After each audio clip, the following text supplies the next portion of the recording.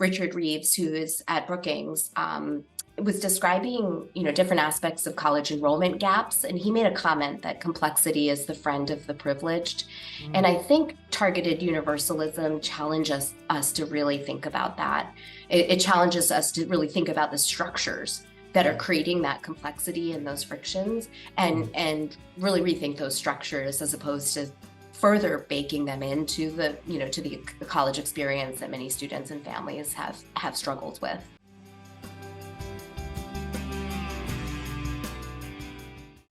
Hello, and welcome to Student Affairs Now. I'm your host, Keith Edwards.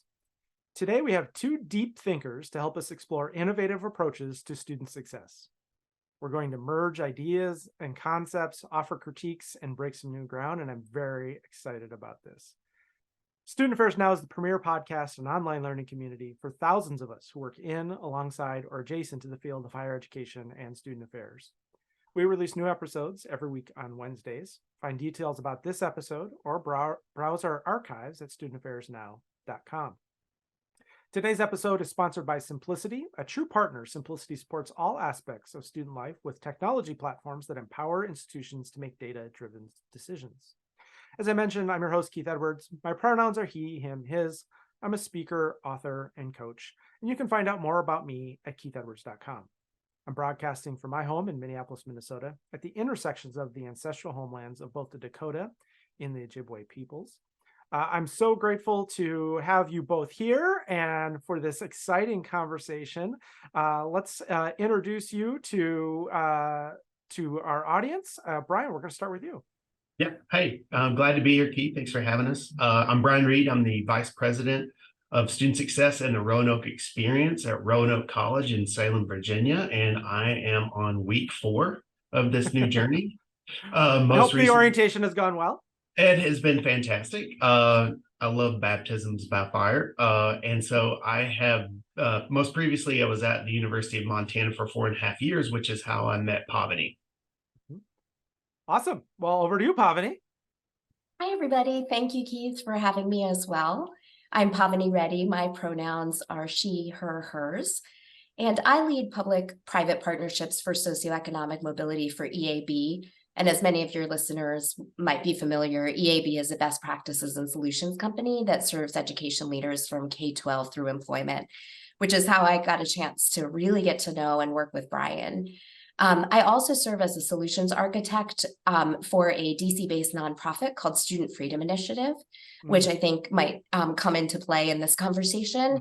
And my other role is that I actually find myself a little bit like Brian. I'm a student and a teacher right now of best practices in a field that I'm very interested in, which is ethical technology product development, which is what brings me to the conversation today to talk about targeted universalist design.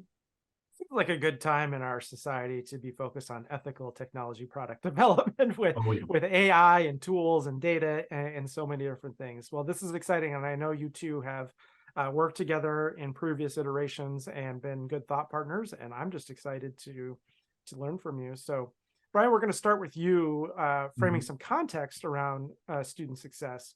What do you see as some of the current and near future challenges that might be worrying campus leaders or maybe aren't even on the horizon quite yet?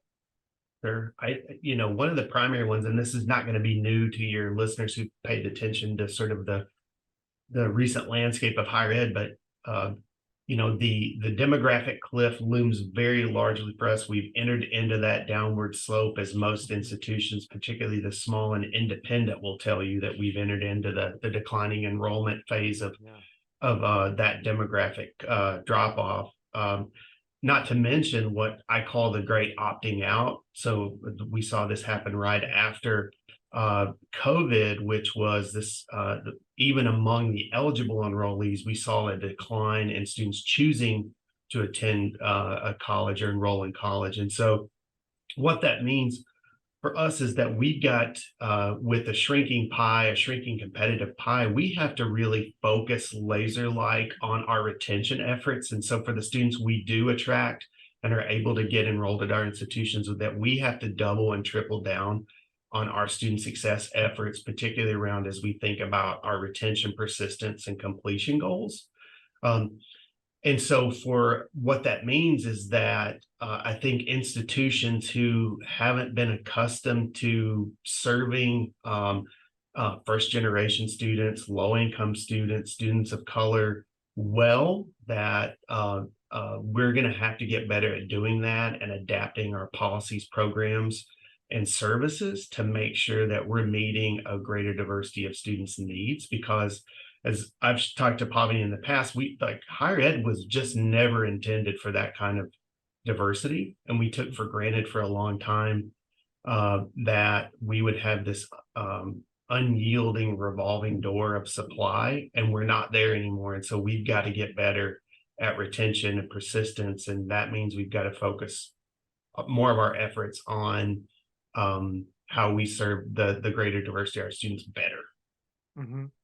And you've been focused on both how we do that at the individual level and at a system level around policies, around procedures, around structures, but then also about my interaction with this student is a retention engagement. Could you say a little bit about the whether you think about it individual and systems or micro and macro, about those kinds of student success? Yeah, for a long time, I think particularly student affairs folks have been fairly good. We've got we always have work to do, but I think student affairs folks have been good at that individual interaction with the student. That I find student affairs professional really eager to increase their cultural competency and to be a good steward and advocate of the diversity of students on our campus. I think where we've fallen flat is how we think about how we translate that effort into systems and policy. And so what does it mean? So there's this question, right? How do we do DEI at the system and policy or structural level, which can get really overwhelming, I think, for a lot of folks. And I think that's where a framework like targeted universalism comes in to really help us think about how we structure those things to serve students better. And so, because I think there's a couple of things that I know that as part of the work that Pavani and I did together at the University of Montana, one of the things we did was we really dug into looking at how, and this is the charge that I give all directors now that in my portfolio, is our goal is to look at utilization data, outcomes data, et cetera, and how different students experience or participate or what the outcomes are for them as they interact in our services. And I'll give some examples in terms of, we looked at how students, the diversity of students utilize or not counseling services at the University of Montana. What we saw, we had huge gaps across race and ethnicity there. We also looked at how students access financial aid resources as well, which again, there were huge gaps there as well. Career success. And so I think what the first step in how we do this is to really analyze and look at our data and how students, again, utilize or take advantage of those resources on our campus. And so that's really the first step. And then once you do that, then we have to sit down with good partners like Pavani and our EAB partners to think about what would really successful and targeted interventions look like to help us reach those sort of universal goals on our campus, like retention, like completion. Well, I feel like Brian is dropping some little nuggets here about this idea that I am super excited to learn more about. So we want to look at student success through this lens of John Powell's targeted universalist design. I need to learn more about this. Pavani, bring me up to speed, bring others up to speed. What is this and how do we apply it to student success? Because I'm really intrigued. Yep, absolutely. And I just want to say for our listeners, in the student success community that Brian and I are part of, which is quite vast, we've done, so many talks together and different experiences. Not very many people are familiar with the actual targeted universalism framework. And it's like a light bulb goes off when people really start to apply the framework. And so I'm so happy to have this conversation today. So targeted universalism is a way to think about how to design those policies, programs, interventions, and with regard to the product development piece, even the tools that people are using, how to design them more equitably. And so John A. Powell, who you mentioned, he is a professor of law and African American studies at Berkeley, and he also directs the Berkeley's Othering and Belonging Institute. And he, over his career, conceptualized this framework through a long career in civil rights. And so he really comes at it from, the policy angle. But I learned about targeted universalism in 2019 when Professor Powell and a few of his co-authors, they released a guidebook on the concept, which we can link up in your show notes. It's actually a really well done primer on the subject. And the idea is that what he's trying to address is that the policies, the programs, the interventions, and the tools that we deploy to solve a problem are often either too broad or too narrow. So often we consider, a solution to a problem like as a universal solution, or we come at it with a very, very specific lens around a specific vulnerable population. And it's not that either of those approaches is very wrong, but often it doesn't get us kind of to the goal that everyone was looking for in the first place. So just to clarify this, for example, let's say Brian is, he's at a four-year college where, roughly, let's say that 68% of the students graduate within 6 years. And I might have that close or not, but it's just an example. And we might be able to disaggregate the data to understand that a certain group's rate of completion is much lower and another group is much higher than that average, but the average is 68%. So what a targeted universalist design would appreciate that all of these groups are situated very differently. And rather than go for a sort of one size fits all approach to each of, to this graduation rate question, or just pick one vulnerable population and say we need to get them up to 68%, it would actually consider the structures of the system that are either helpful or harmful to the goal and start addressing those systematically. And so if you want, because I really do love a framework, there's kind of five simple steps that Brian kind of started to touch on. And I love a good framework. Yeah. I know. Look, birds of a feather. Yeah. And this is, again, it's in Professor Powell's primer. But the first goal is the first step of this is to define that universal goal. And so the question here, just to keep it simple, is let's say the goal is all students who want to graduate do so within 4 years, at a college. And then the second step is looking at how the general population is doing against the goal. So maybe we say it's, 68% are graduating. And then the third step is, like I said, how we disaggregate the data in all the possible ways we can to see how different groups are doing. And so we may see some groups that are graduating at rates of 85% and some at 50%. And then this is where it gets really challenging and nuanced, but this is where the magic is. We assess the structures and really understand and acknowledge the differences that people have relative to that structure. And so maybe we discover, again, to just have a simple example, that there is a first year required course that has, a high stakes midterm, a high stakes final, and that we know from the data that students who receive an A or a B in this course are like 30 times more likely to graduate than students who receive a D or an F. And maybe this course also reflects a structural barrier, for hundreds or thousands of students that are going through that experience. And so then step 5 would be to develop a targeted strategy. And that's where the design part of this process comes in, which is how can we, go think about the structures and really optimize the structures. I love this. So I love the disaggregating to really understand all the different ways to do it. And you might find some things that you anticipate, certain populations you anticipate are struggling are not. You might some that you might anticipate would be doing really well are struggling more than you think. I also love the nuance of sort of, we want all of our students to be successful.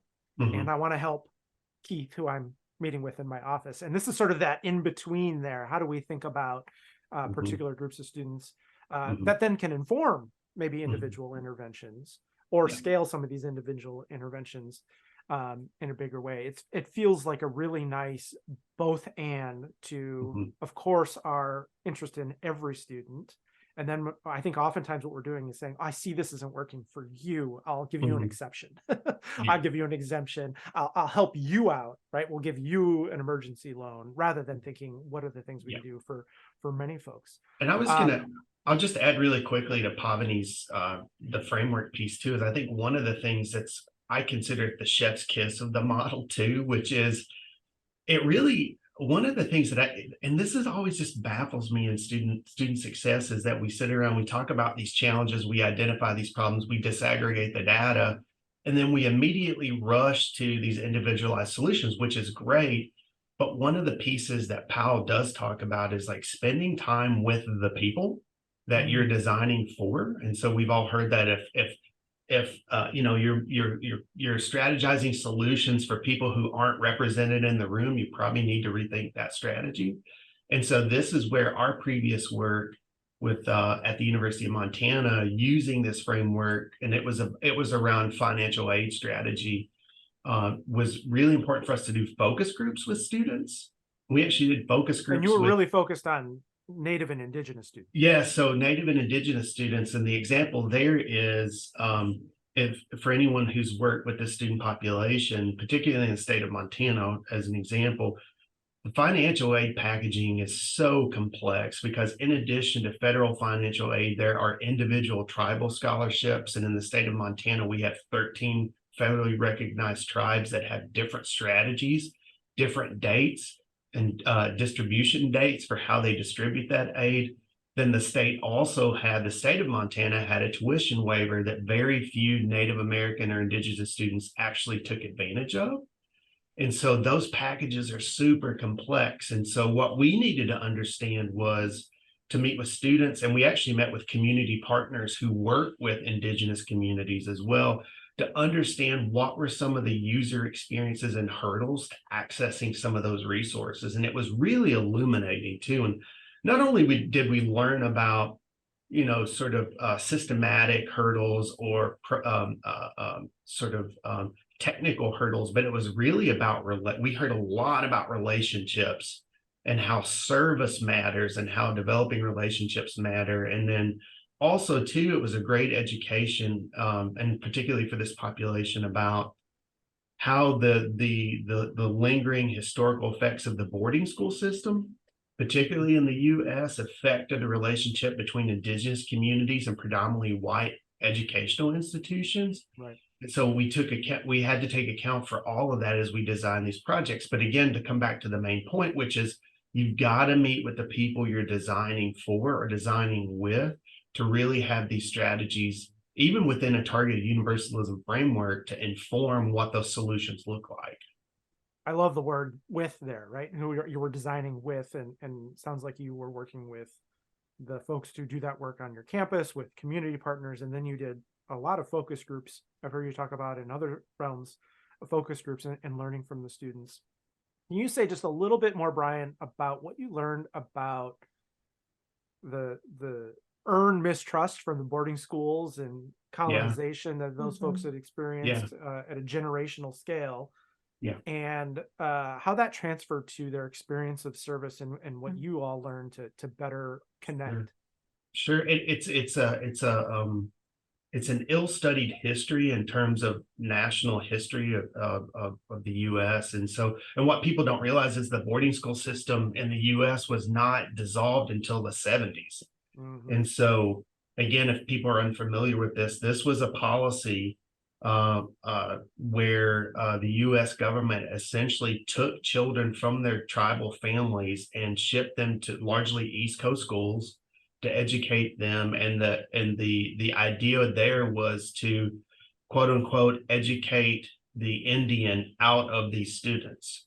And it was really to a cultural, it was both a literal and cultural genocide that occurred in our country, and both in the United States and Canada. Uh, and so we have students at the University of Montana whose grandparents who were in that system, whose aunts and uncles and parents were in that system. And so this is not a far removed history. And there was a lot of physical abuse, sexual abuse that occurred. They're still discovering mass graves at some of these institutions as well. And so there is a well-earned skepticism about what the intentions are. I think skepticism is generous, but well earned Yes. for sure. Yes. Around what the intentions are of a predominantly white institution as it comes to educating Indigenous youth. And so it becomes, and I'll say this, it is our challenge in terms of the institutions and those who work at the institutions to develop and nurture that trust, and I think that's where your comment, Keith, is really important. And I caught myself, the with piece is so important. The empowerment piece is so important when we do anything like this. And that's why I love Powell's framework, is that it's not a for, it's a with. And I think that's particularly, I think you can see some really profound breakthroughs when you're not coming in as this white savior to try to sort of save these populations of students. Yeah. The thing that, Brian, just struck me so much from the work that we did, and that certainly was by design part of it. We worked super closely with not only the student focus groups, which was a huge part of it, but all of the faculty and staff that especially serve Indigenous students. And one of the opportunities, and I think this is what the framework of targeted universalism allows for, is to develop an intervention that takes that nuance into consideration. So, for example, there was just such affinity for working with certain units on campus. At the University of Montana, there was such an affinity for the kind of ability to go to spaces that were centering Indigenous students and centering that were just culturally competent. And so I think what we got to in that was just understanding how important it would be for solution design to entail that, and really figuring out, what does that look like, and how do we help? So, for example, very specifically, the tools that we built made it possible for those practitioners who serve students and have this huge amount of trust already built in with students, that they're able to see data in a one-stop shop kind of fashion, and they don't necessarily have to refer students to 5 different places on campus to get their question resolved, or to remove the barrier that student might be facing. And so, Keith, that kind of brings us to that idea of this is about the universal, about the larger population, but it's about the individual as well. And that's like designing an intervention where the advisor has a one-stop shop, full knowledge of what a student is experiencing from their financial aid perspective. And then the student is getting a much better service, and a much more, a service that makes them feel like they belong, and that there is a person on campus that really understands their experience and is helping to support their trajectory, through the experience. Yeah. Well, I love that you've kind of given us the challenges around student success and how we need to do retention way better. You've given us this framework to work with, and we've gotten a very clear, specific example at the University of Montana, particularly focused on Indigenous students. Let's zoom out now and think a little bit more at the macro level. Pavani, like you, I work with lots of different institutions, and there's a real value in sort of having wow, look at all of these different things. And Brian is migrating from one place to another. So I'd love to hear, what are some of the broader implications that you have learned, either from this particular institutional project context that you think are more broadly applicable, or from Powell's framework that you think are more broadly applicable, either to other institutions or maybe to higher ed as an industry? What would you offer from your learning? Yeah, I mean, but it's both, across institutions, but also from this framework is, I think targeted universalism really pushes us to consider structural redesigns. And if I can say anything about, Brian kind of teed up some of the challenges and hurdles that are facing student success practitioners and students themselves.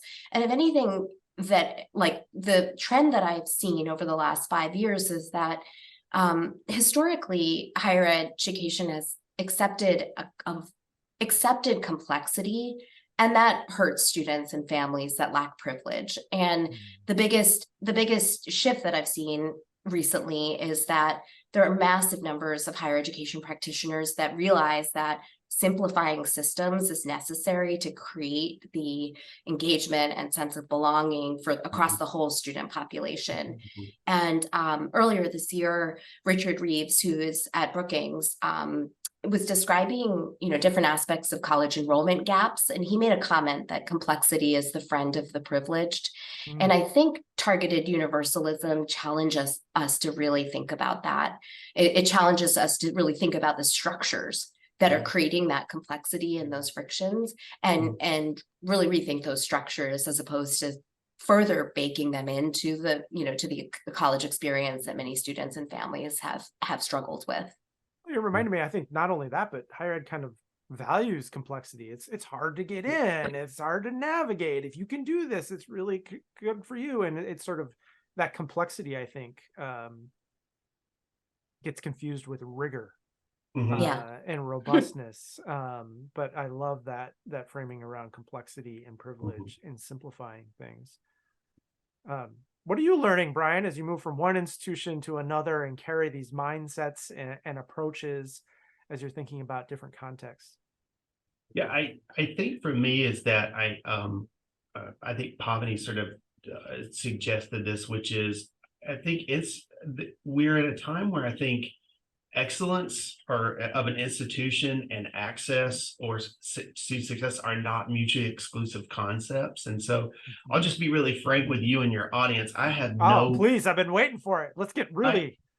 I have very little patience for prestige and prestige chasing. One, I think the demographics just don't allow an institution other than Ivies and NESCAC schools to do that anymore. And so these institutions that prided themselves on how many students they keep out versus who they welcome to their campus, I think I have a very low threshold for that kind of attitude.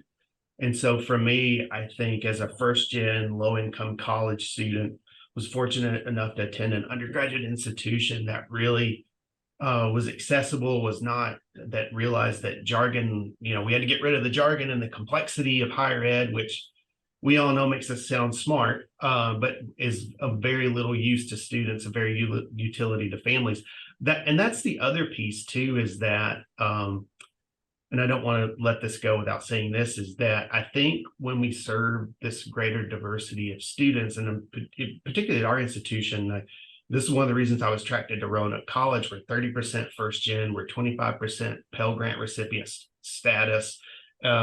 We serve a lot of rural students in Southwest Virginia as well. We have some articulation agreements with Virginia Western Community College as well. And so I really like what we've got going on here in terms of this, providing an excellent, rigorous education that's open to a lot of students that might not otherwise have access to a private liberal arts education. So I love that piece. The other piece of this, though, is that where I think higher ed's kind of catching up is then how we support the families of those students too, to understand what this whole thing, this college going experience is like. And I know I've gotten a lot of personal gratification over the last few years developing relationships with families, developing parent portals, doing summer Google Zoom hangout sessions with families to understand particularly complex pieces of the institution around financial aid and how to navigate career services. And again, all of that's designed with these families who have never navigated this experience. And so for me, I like to create what one partner called a stereo effect. which Mhm. is as we communicate with students, we communicate with families, and that we're all sort of on the same team doing this work together. And so, yeah, I'll end there, but yeah, that's Yeah. kind of the stuff I'm thinking about right now.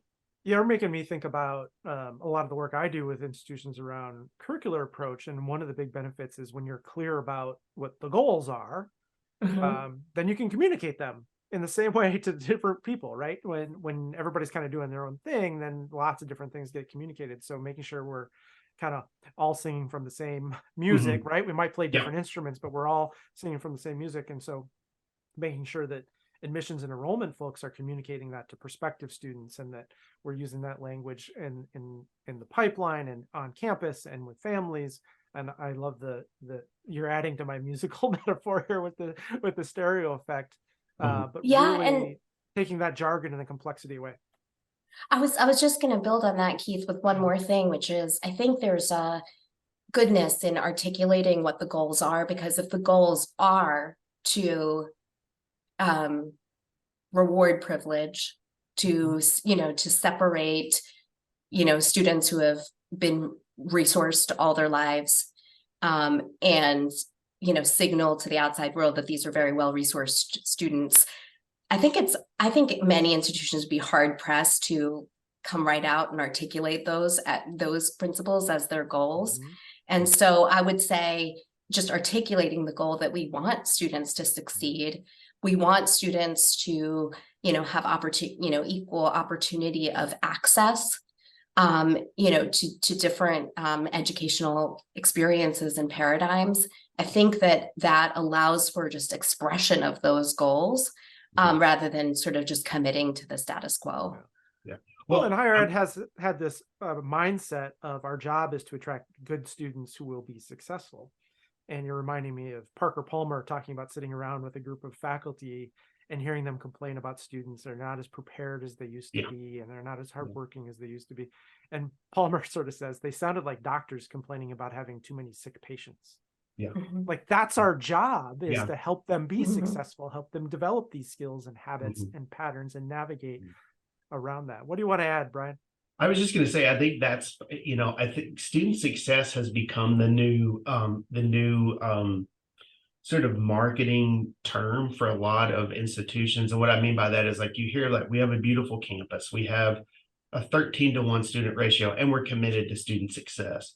Now, when you say that we're committed to student success, I think we're making promises that what that means for every student who comes to our campus. And so I said this the other day at our board of trustees meeting. I said, I think student success is one of those phrases that everybody thinks they know what it means, but I don't know if we've really articulated what it means and how Kind of does like that. equity. Yeah, it's exactly. And so, and I think the challenge, back to your point, Keith, earlier around how we do that work, how do we define that work, is really important. And if we're going to say those things as an institution and make those promises to students that come to our institutions, then we damn sure better be ready to do that work on our side of the house at the institution to make sure we fulfill that promise to every student. And that's going to be all the stuff we've just talked about today, like the really hard work. And it's not easy. It's easy to set these universal policies that we think are going to help everybody, but we know they don't. And to do targeted universalist work requires that we do some really hard individual coalition building, programmatic assessment for individual groups for sort of really small groups of students. And that matters. But that's hard work. Right.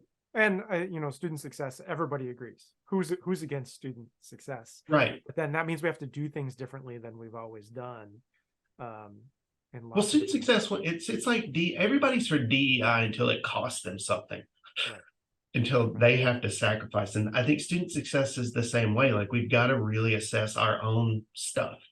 Yeah. And a lot of it, don't you think, is not just costing resources, but just I might have to do something differently than I've done for the past 20 years, or maybe even longer, whether that comes to how faculty teach a class, to how orientation has operated. Absolutely. Some of those things. Yeah. Pavani, Or different, what else do differently you for see? different students. Right. I was just going to build on that, or differently for different students, Yeah. which I think is also a paradigm shift. Mhm. Say more about how that can happen and the value of that.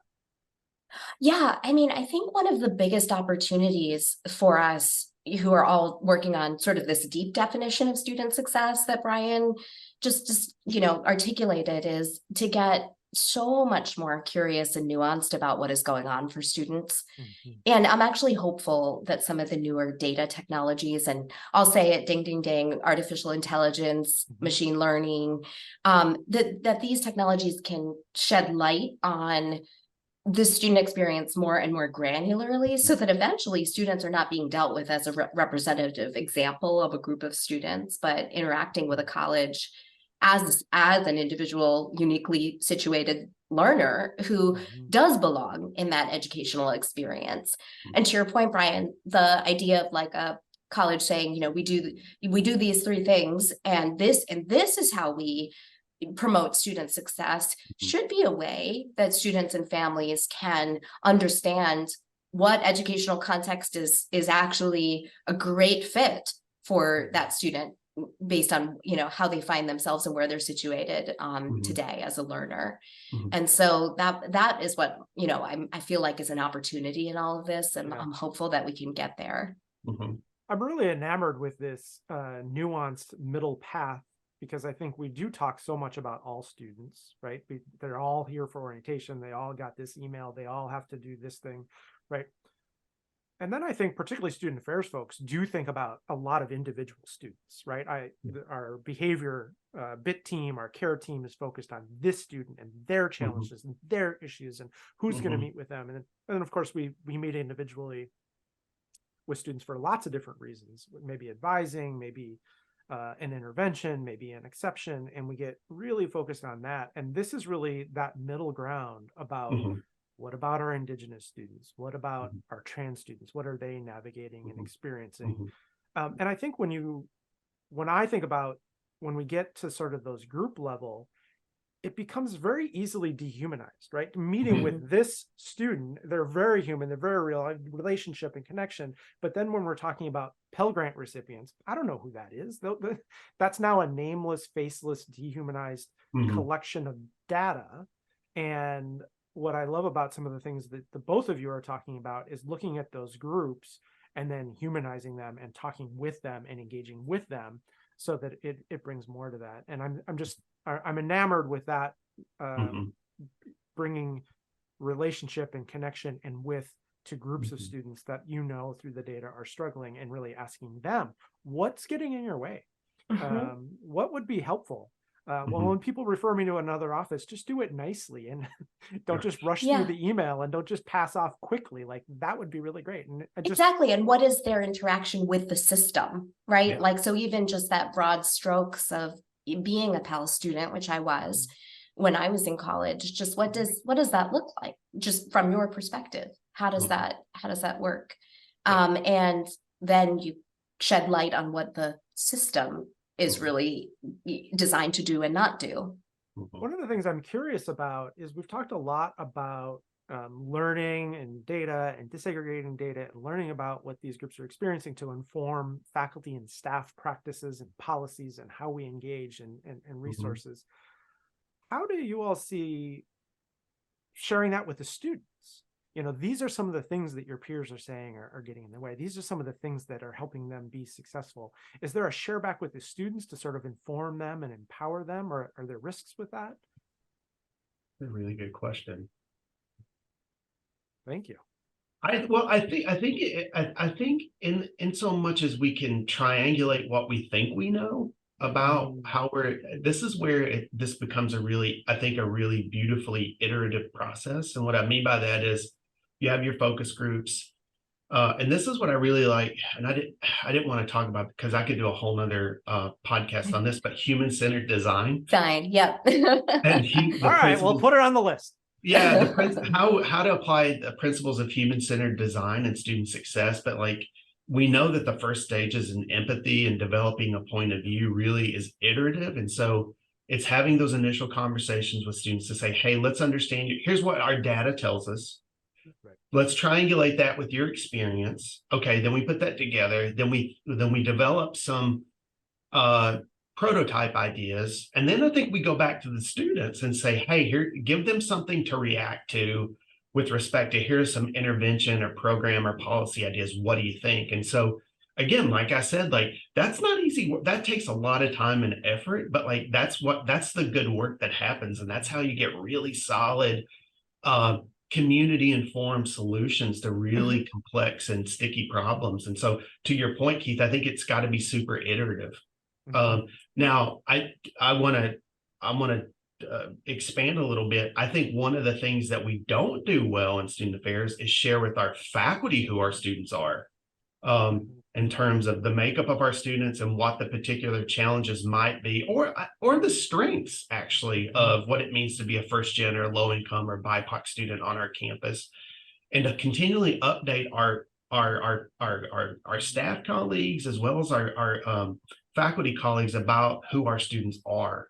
You know, one of the things we did at Dartmouth, which I thought was really lovely there, was we did this video called Class in the Classroom. And we interviewed students about how does social class and finances influence your experience both inside and outside the classroom. And students talked about lab fees, book costs, studying abroad, being able to do internships. And it was just this aha moment for a lot of folks on the campus about like, wow, we've got to change some things if we want to truly focus on the success of these first gen low income students. And so it's things like that I think could help us move this sort of needle in terms of student success. The thing that I would add on to that is, you know, both all of us on this call and the listeners know that stereotype threat is really real, but I think this participatory design that you're describing, Brian, and I think when it's done really well, can mitigate any effects that a different sort of solution might, you know, because you don't want to harm vulnerable populations by further having them isolated or alienated from, you know, majority populations. And so I think one of the key pieces to that is to really have participatory design, you know, with those populations, but then also with, like you said, the faculty, with other student populations, to try to get to an approach that speaks to the universal goal that is usually that should underlie this. And then what are the different ways to position this for students, and what are the different ways that are going to mitigate or, you know, help address stereotype threat, which is extremely real as you know, as the data shows. Yeah, wonderful. Well, my head is going in too many different directions. So let me move us to our last question and give you both a little bit of time to pontificate a little bit, if you will. So the podcast is called Student Affairs Now. And we always like to end with this question about what are you thinking? What are you troubling? What are you pondering now? And if that's related to our conversation so far, that's awesome. And if it's not, that is great too. And if you also want to share where folks can connect with you, feel free to do that. But I'd love to give each of you a few minutes to just share what's with you now. And Brian, we plan to start with you. Sure. I'm well, at the risk of getting in trouble, I'm going to say this anyway, but I'm so excited. Good. Get in trouble. Well, Pavani mentioned it, so I'm going to blame her a little bit. The AI and machine learning in higher ed, and this hand wringing that is occurring at this moment around fears of cheating and academic dishonesty that we have. And so I've called it, I'm going to get in trouble for this, but I've called it the academic war on drugs, which is an expensive loser that I think is going to harm the most vulnerable populations. So I think higher ed was not worried when rich, affluent, white kids were having coaches write their essays for them, but all of a sudden we're worried that the mass populace will have it now. And so I get, and writing papers, we've always had paper mills, et cetera, et cetera. It's not lost on me that when these technologies or these services become available to a greater diversity of students, that we suddenly have more worries about them. And so I would just, the thing that I'm pondering is, how do we address, and I'll acknowledge the cheating concerns, those are real. The academic dishonesty concerns, they're real. I don't want to dismiss those, but I think how we approach this and how we attempt to police this is not going to have the same outcomes for different students. And so I would just caution institutions to be very mindful about how they move forward with things like Chat GPT, and how they are going to set up some disparities across student groups. Yeah, I mean, and Brian, it is kind of interesting how all conversations at this point in time lead to AI and machine learning. However, I think that's a very relevant point, but and I totally agree with this. And I think we need to use the technology and put some guardrails around, how we're going about this, but it's an experimental path. And so this is where I also like this framework and the ideas that we've been talking about, which is, the human-centered design aspects, because we're going to have to roll up our sleeves and have a system or a set of interventions that we try and we learn from.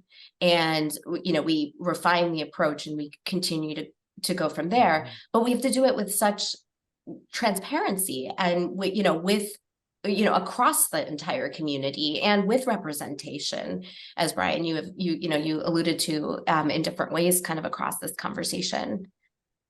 I really appreciate that, because I think when we talk about human-centered design, when we talk about really being student-focused, when we talk about really being transparent and really doing with, I think for so many people that can sound great. I'm 100% on board, but that sounds really time consuming. I got to really get at the micro level, and we've got 40,000 students on campus, or we've got 2,000 and limited resources and lean on staff. Yeah. And what both of you have pointed through this conversation is really thinking through that, not just at the individual level, but also at some small group levels, and also at the systems, policies, procedure level. And I'm reminded that these things that the Indigenous students at Montana were articulating about mistrust, about concerns, about having a very complex system, both with FAFSA and institution and home tribal things.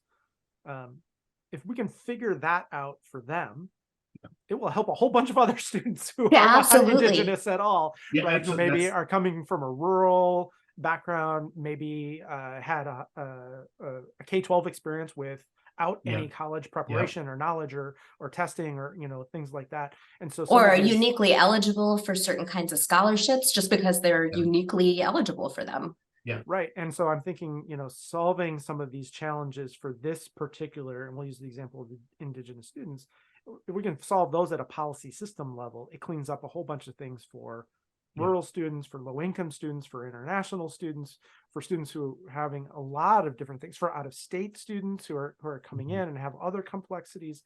And so I'm reminded, when we design things for the most marginalized, it benefits even the most privileged as well. And so really, and that's where taking the complexity out and bringing things to more simple, more clear, fewer obstacles, that will also benefit people who come from wealthy, prestigious backgrounds as well, right? And Powell acknowledges that, and that's exactly his premise too, is that this is the middle ground between the culture wars we have now around affirmative action and then exclusion. Like he considers this the ground that achieves both of those things. And I was just gonna say really quickly, back to your time comment, the investment of time, Keith. Like I think it's not an additional amount of time. I think it's we shift where we spend our time. And so rather than the traditional model, which is we make some guesses about what we think about the student experience and then design interventions, and then those things don't work and cost us time and money, we have to go back again. I think this just reallocates that time to the front end And I actually think it saves resources because I think we do it right the first time. And so I think anybody that's concerned about how much investment on the front end this is, I would say think about those times when you've really just not done well with an intervention and how much time and resources that's cost. Brian, I was going to say a version of a similar point, but maybe also give an example, because I think a lot of folks will say, well, what about the scalability of this? Or what, how do you really get to a solution that works? And I'll just give it a small example. And it may be simpler. It may sound simpler than you think. And it's always in the rear view mirror that things seem simpler, right? Because those are elegant solutions. But closed captioning, as an example. So we're all on a Zoom call today. And it is possible now to have the words that we're speaking written in typed form if we wanted to do that, and then also translated into a number of different languages. And that is possible. And initially, if you sort of think about, would I do closed captioning only for people with hearing disabilities? We know that there's so many use cases that help everybody. This is not an extraordinarily, or it's come to be not an extraordinarily expensive intervention. And so many more pieces of content and many, it's so much more accessible for all sorts of reasons. People can read, if they take in information better reading, they can do that. So there's just a lot of different reasons that, just thinking about the design, thinking about how it really works across different populations can get us to a solution like that. And so I'm trying to have listeners kind of think about examples that actually, have come to fruition that reflect this framework and some of the ideas that we've been talking about today. Yeah. Powell gives the example of the curb cutouts on streets and how that helped. It was really designed for folks who use wheelchairs or have mobility challenges.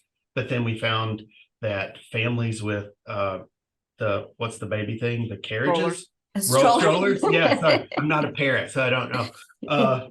But the strollers, that it helped them too. And there were all kinds of advantages for the elderly who have some mobility challenge who still, so there were all kinds of delivery truck drivers. Yeah, exactly. Yep. Yeah. I really love that example of captioning, and you're right. You can do it with tools like Zoom and AI and things like that. And it's one of the reasons we've committed. We include a transcript for every episode, and we update that, and we do it through AI, and then we fix it. And the AI is really cheap, but taking time to fix that transcript, and this is not perfect, is one of the most time-consuming parts of this process and costs us money. And we'll thank our sponsor for helping us do that here in a little bit. But it does have so many benefits. It's not just for folks with issues that you mentioned, but it's also, you can reference it, you can go back and cut it out and quote it and put it into paper. It turns it into digital scholarship. People say, I couldn't really understand that thing. Was it actually this or that? Which I just did on an episode we previously released. I thought, I'm not sure what they're saying. I could go to the transcript and be like, it is that. So there's so many benefits to that. And I want to be clear too, Keith. I think student affairs folks do that individual relationship piece really well. So I hope nobody has listened to this and thinking these people, I know this, this is really intuitive. I do this piece every day. I think what I would want to leave your listeners with is I agree. I think student affairs folks do that individual student group work really well, that relationship piece really well.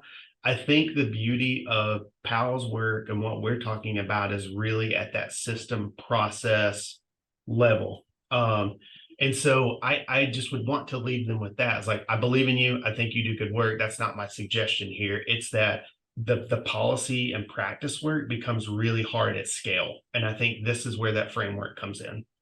I love that, from the individual to sort of the small groups to the all and the whole continuum. And what are we learning from this student and these small students, and how do we scale that is really, really great. Well, thank you both so much. I have learned a lot, and I am thinking lots of too many new ideas. So this has been terrific. Thanks to you both for your leadership and innovative thinking.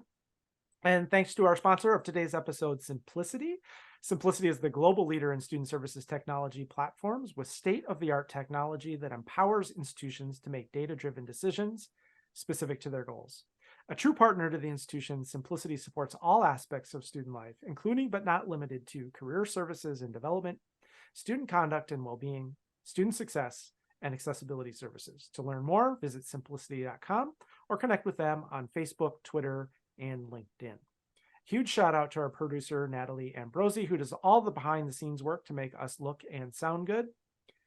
We love the support for these important conversations from our community. You can help us reach even more folks by subscribing to our podcast, YouTube, and weekly newsletter announcing each new episode and more. If you're so inclined, you can even leave us a 5-star review. It really does help these conversations reach a broader audience. I'm Keith Edwards. Thanks again to our fabulous guest today and to everyone who is watching and listening. Make it a great week. Thank you.